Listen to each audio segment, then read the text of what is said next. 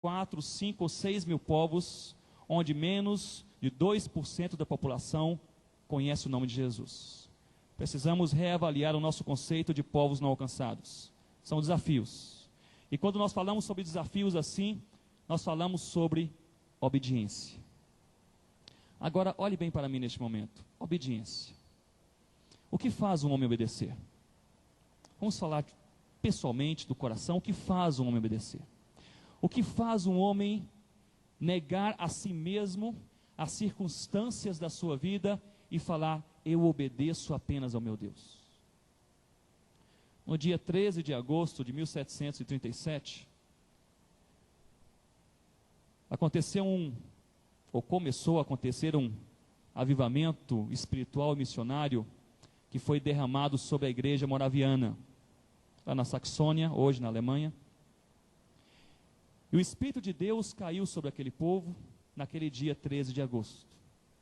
Historicamente, aquele povo, antes disso, em suas reuniões de oração, eles oravam pedindo a Deus principalmente uma coisa. E o pedido era o seguinte: Deus, nós queremos fazer diferença na terra.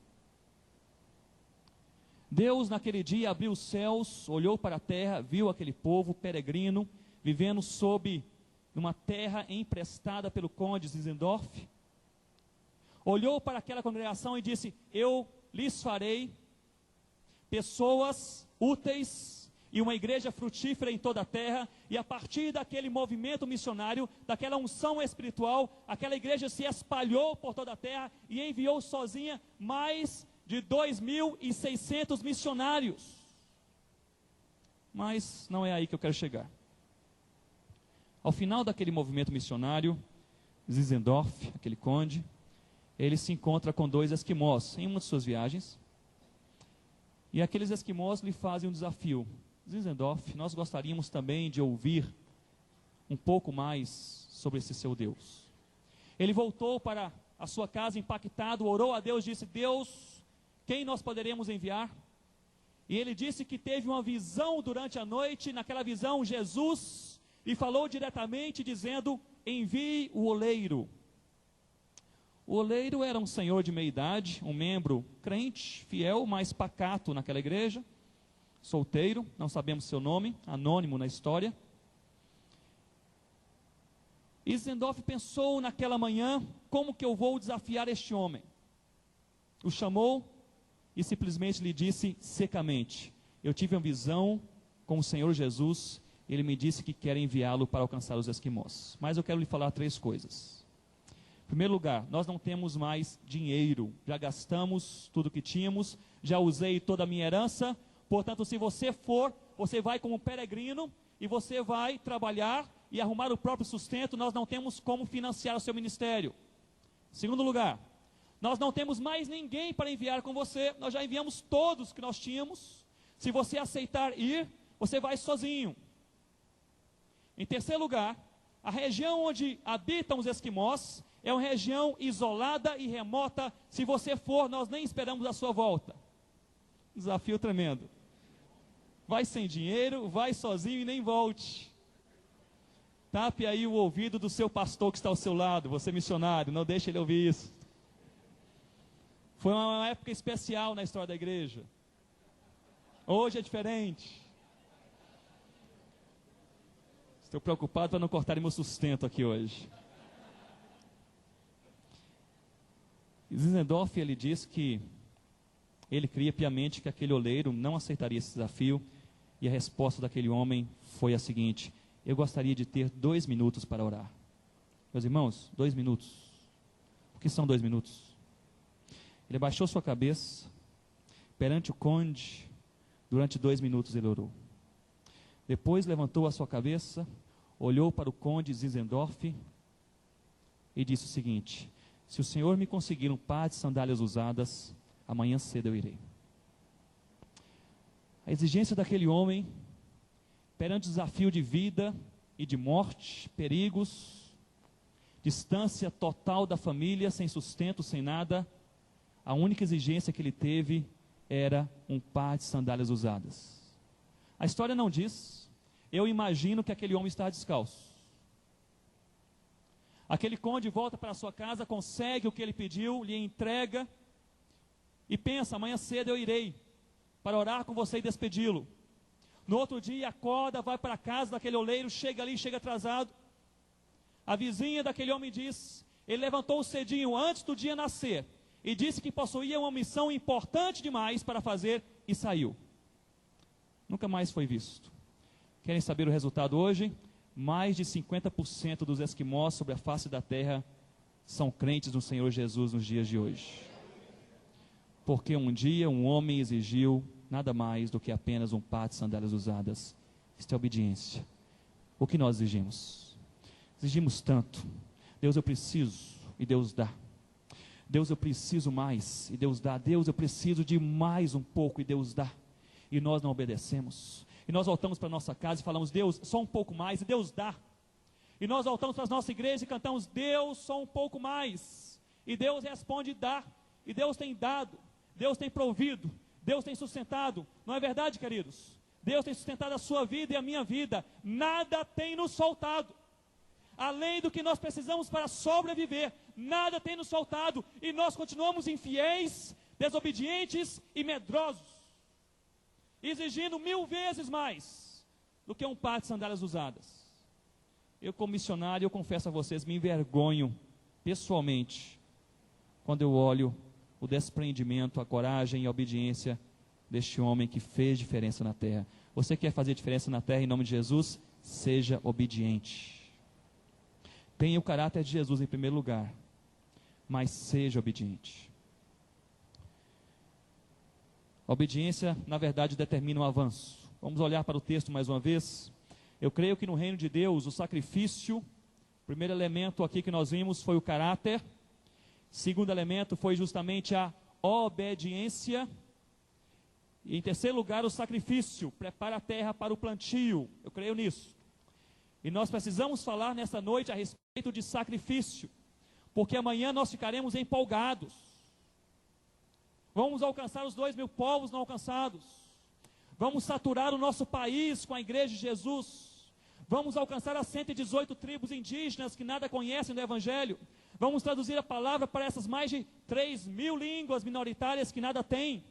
Nós ficaremos empolgados no Senhor Jesus amanhã. Mas nessa noite vocês precisam ouvir sobre um elemento que faz parte do reino de Deus também. Este elemento é o sacrifício. Deixe-me falar dessa forma. Eu não creio que andar na vontade de Deus isenta o crente do sofrimento.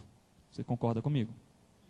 Você tem a visão de Deus, você é santo, você ora, você anda na vontade de Deus, mas você não está isento do sofrimento. Você pode sofrer. Ao contrário, sendo talvez um pouco pietista, eu creio que andar na vontade de Deus até atrai sofrimentos, pelos quais nós não necessariamente passaríamos, porque, não sei se você já notou, mas a carne, o diabo e o mundo não pensam como Jesus pensa. Parece que há aí, não sei se já notou isso, uma certa tensão entre a visão de Deus e a visão do mundo.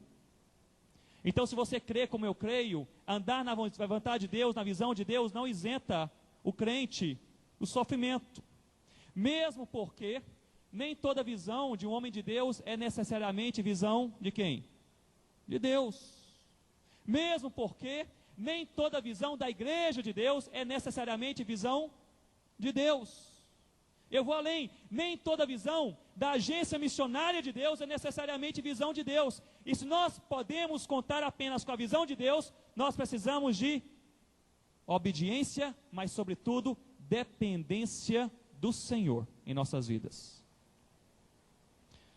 Quem poderia aqui nessa noite se levantar e falar: Deus já me revelou tudo o que eu tenho que fazer em toda a minha vida até o meu último dia? Acho que ninguém, não é verdade? Eu não poderia falar isso. Eu costumo dizer que Deus nos revela mal, o próximo passo. Talvez para nos manter em total submissão a Ele, porque Ele conhece o meu coração e o seu coração. Mal vemos, de maneira muito nebulosa, o próximo passo. Filipenses, quando Paulo nos afirma que tudo posso naquele que me fortalece, a expressão poder aqui, vem do verbo grego isrio, que está ligado etimologicamente à energeia. O que é energeia? É essa nossa energia humana que nos faz viver, que nos faz trabalhar, que nos faz produzir.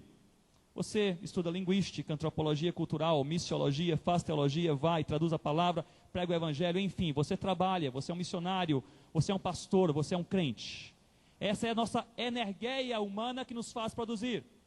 Mas quando o texto diz que tudo posso, ou seja, nessa nossa energeia humana, naquele que me fortalece, a raiz para a palavra fortalecer aqui é dinamis. E dinamis é o poder de quem? De Deus. O que o texto diz é que em tudo eu sou energizado naquele que me dinamiza. Ou seja, sem o dinamis de Deus, eu paro. Sem o dinamis de Deus, a minha energeia ela é finita, ela para aqui. Sem o dinamis de Deus, nós vamos organizar em nossa mente, em nosso coração, toda a obra missionária durante a semana. E nós vamos voltar para as nossas igrejas pensando o seguinte: nós já temos na nossa mente tudo o que precisa ser feito no mundo. Temos as respostas. Sem o dinamis de Deus, sem a intervenção de Deus, sem a visão de Deus, nós vamos parar pelo meio do caminho.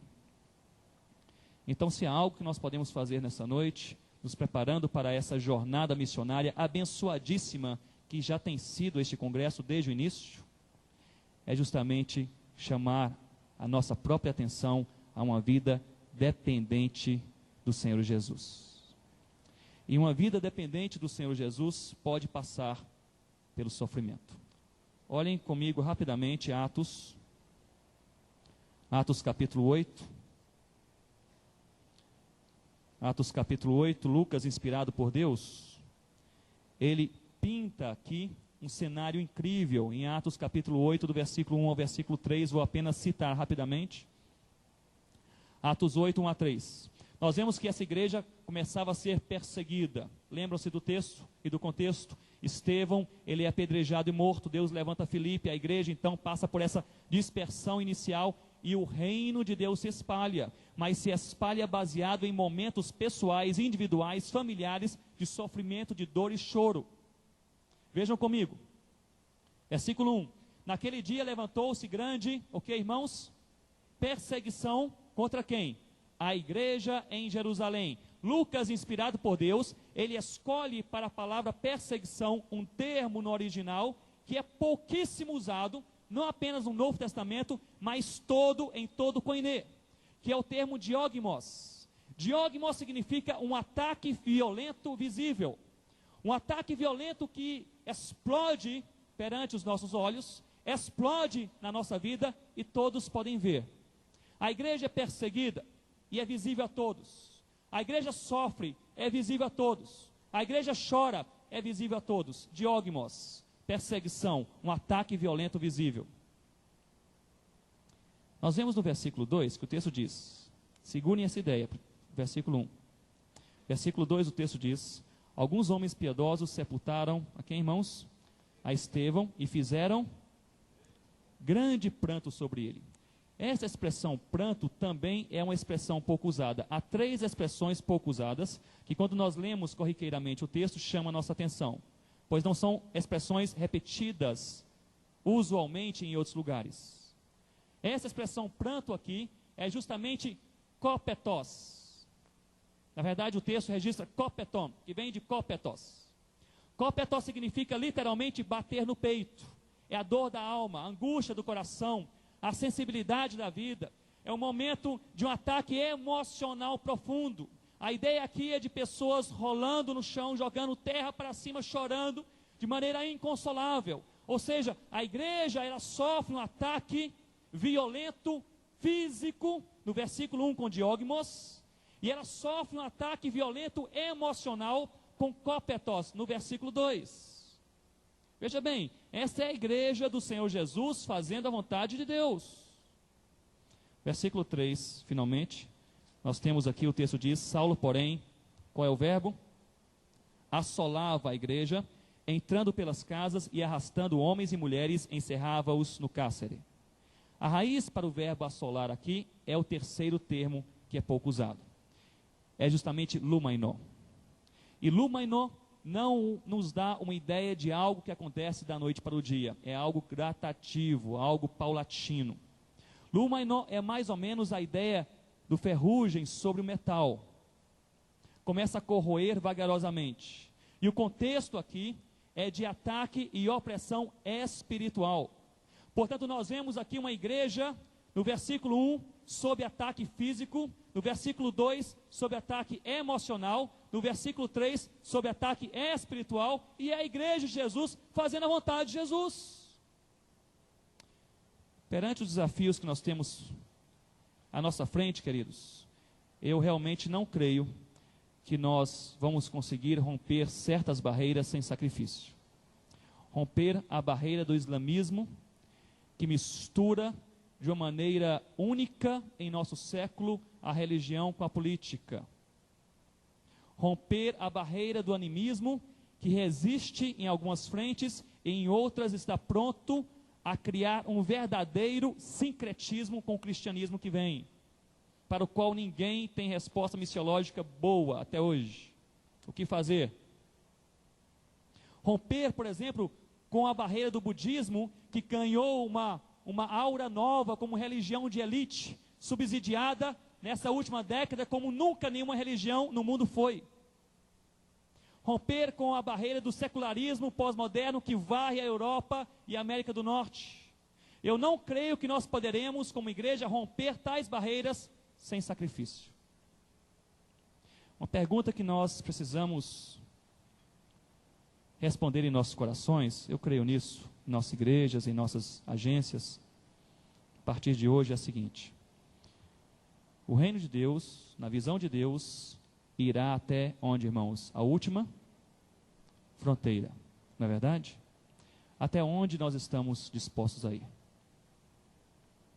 Se é até a última fronteira, esse trabalho envolve sacrifício. De uma maneira irracional, humanamente falando, nós vemos o que aconteceu no dia 11 de setembro, vemos os missionários saindo do mundo islâmico, nós vemos as portas se fechando cada dia mais, e algumas missões ao redor do mundo, nos Estados Unidos mesmo, na Inglaterra mesmo, e até a Missão Horizontes aqui no Brasil, ao invés de recuar com seus missionários, começa a fazer um novo projeto para o envio de mais de 300 missionários. Que é isso? Eu creio que essa é a lógica de Deus, eu creio que este é o pensamento de Deus, mas eu não creio que isso acontecerá sem sacrifício. Será que nós estamos dispostos a sacrificar o melhor que nós temos para que o nome de Jesus, olhem bem para mim neste momento, será que você está disposto a sacrificar o melhor que você tem e que nós temos, inclui seu filho, a sua filha, a sua vida, seu status, seus títulos, seu futuro, sua aposentadoria, sua saúde, para que este reino de Deus chegue até a última fronteira? Se nós não estamos dispostos ao sacrifício, queridos, nós vamos fazer uma missão partida ao meio, que nunca será a missão de Deus. Nunca será a missão de Deus. Essa noite nós estamos falando sobre 3 elementos. Primeiro, caráter. Segundo, obediência. E terceiro, sacrifício. Não é uma palavra simples, não é uma palavra fácil, não é uma palavra empolgante. Não é verdade? Mas eu creio que é palavra que deve fomentar em seu coração uma paixão tremenda pelo Senhor Jesus. Porque se você não estiver apaixonado pelo Senhor Jesus, você não pode fazer parte dessa missão.